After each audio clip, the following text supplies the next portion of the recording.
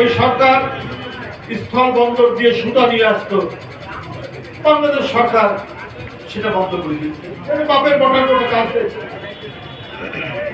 যে ওরা করে দিয়েছে বলে হাত পা ধরো না, আমাদের বহু স্কোপ আছে, ওটা বন্ধ করে দিয়েছে। ধন্যবাদ জানাই যে হ্যাঁ এই কাজটা এই সরকার তারা সেখানে করেছে। আমরা পৃথিবীর বহু দেশ থেকে আমরা সুতা ইম্পোর্ট করতে পারবো। আমাদের ব্যবসা বাণিজ্য কারোর উপর ডিপেন্ডেন্ট হবে না, কারোর উপর নির্ভরশীল হবে না। পৃথিবীর বহু দেশের তুলা উৎপাদন হয়, তার সাথে বাংলাদেশ গিয়ে কথা বলবে, সেখান থেকে সুতা নিবে, কটন নিবে, এবং আমাদের টেক্সটাইল, আমাদের গার্মেন্টস আরো সেটা বৃদ্ধি পাবে। এই জন্য জাতীয়তাবাদী স্পিরিট থাকে। আমরা ওই সিদ্ধান্তের চিন্তা জানাচ্ছি।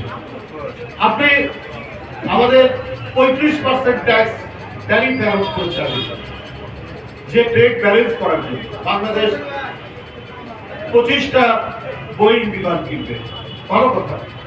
এত বোয়িং বিমান আমরা রাখতে চাই, কিন্তু আপনি যুদ্ধ বিমান কিনেন না কেন?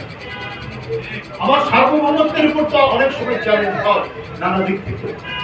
আপনি 2-3টা ইয়ে কেনেন, কি বলে যে বোয়িং কিনেন, অসুবিধা না, কিন্তু যুদ্ধ বিমান কিনেন যত বেশি পারা যায় কিনেন। ট্রেড ব্যালেন্স করতে হবে, এভাবে কেনেন। আপনি আপনার সামরিক সরঞ্জাম বৃদ্ধি করুন এবং সামরিক বাহিনী সে স্থল হোক, নৌ হোক, বিমান হোক, তিনটাই আমাদের শক্তিশালী করতে হবে। এর জন্য প্রয়োজনীয় পদক্ষেপ গ্রহণ করুন।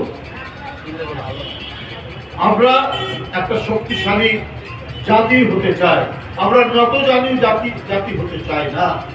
আপনার বাংলা ভাষী মুসলমান, তার পরিচয় মুসলমান, কিন্তু সে বাঙালি।